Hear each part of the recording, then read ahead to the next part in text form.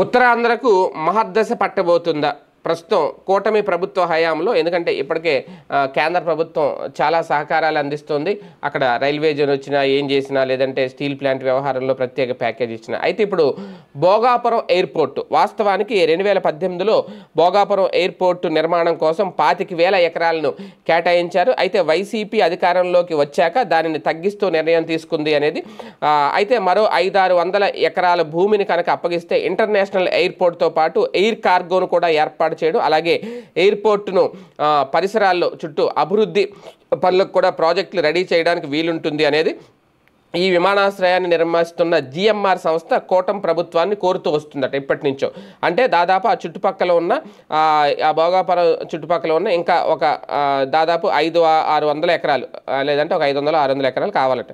దీని మీద ఆర్థిక మంత్రి పయ్యావుల కేశవ్ ఆధ్వర్యంలో మంత్రుల కమిటీని కూటమి ప్రభుత్వం ఏర్పాటు చేసింది. భోగాపురం ఇంటర్నేషనల్ ఎయిర్పోర్ట్కి అదనంగా భూములు ఇవ్వడం వల్ల కలిగే ప్రయోజనాలు మంత్రుల కమిటీ పూర్తి స్థాయిలో అధ్యయనం చేసింది. దీని మీద తాజాగా ఒక కీలక నిర్ణయం తీసుకుందట కేబినెట్. ఎందుకంటే మరో 500 ఎకరాల భూమిని ఎయిర్పోర్ట్కి కేటాయిస్తూ కూడా ప్రభుత్వం ఆమోదముద్ర వేసిందట. ఇదే కనుక జరిగితే ఉత్తరాంధ్రలో అతిపెద్ద ఇంటర్నేషనల్ ఎయిర్పోర్ట్తో ఈ వెనకబడిన ప్రాంతం దశ తిరగబోతోంది అనేది. ఎందుకంటే ఇంటర్నేషనల్ ఎయిర్పోర్ట్ రావడంతో దేశంలోని నలుమూలల నుంచి మాత్రమే కాకుండా విదేశాల నుంచి కూడా ఎయిర్పోర్ట్కి రాకపోకలనే సాగిస్తే దాంతో ఎయిర్ ట్రాఫిక్ కూడా అధికం అవుతుంది. దాంతో అనుబంధ వ్యాపారాలు కూడా పుంజుకుంటాయి. అదేవిధంగా ఎయిర్ కార్గో టెర్మినల్స్కి ఈ 500 అదనపు భూములతో ఏర్పాటు చేయడంతో దేశీయ విదేశీ ఎగుమతులకు ఎంతో ఆస్కారం ఉంటుంది. ఇది ఉత్తరాంధ్రకే కాకుండా గోదావరి కోస్తా జిల్లాకు కూడా ఎంతో ఉపయోగకరంగా ఉంటుందనేది.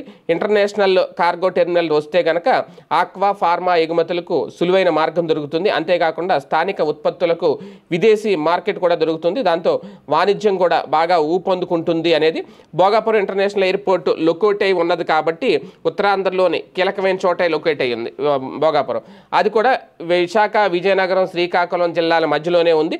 ఈ ఎయిర్పోర్ట్ ఒక్కసారి కనుక ఆపరేషన్ స్టార్ట్ చేస్తే ఉత్తరాంధ్ర దశ అతి కొద్ది కాలంలోనే మారిపోతోంది అనేది విశ్లేషకుల అంచనా. ఒక విధంగా చెప్పాలి అంటే హైదరాబాద్లోని శంషాబాద్ ఎయిర్పోర్ట్ మాదిరిగానే భవిష్యత్తులో ఇది కూడా ఒక వెలుగుతుంది. అదే కనుక జరిగితే మొత్తం ఉత్తరాంధ్ర దిశ కూడా మారిపోతుంది కంప్లీట్గా అనేది. కాకపోతే ఈ 500-600 ఎకరాల విషయంలో నిజంగా నిర్ణయం తీసుకున్నారా? 500-600 ఎకరాలు ఇప్పుడు సేకరించి ఈ భోగాపురం ఎయిర్పోర్ట్కి అటాచ్ చేయబోతున్నారా? అనుసంధానంగా అదనంగా అప్పజెప్పబోతున్నారా అనేది చూడాలి.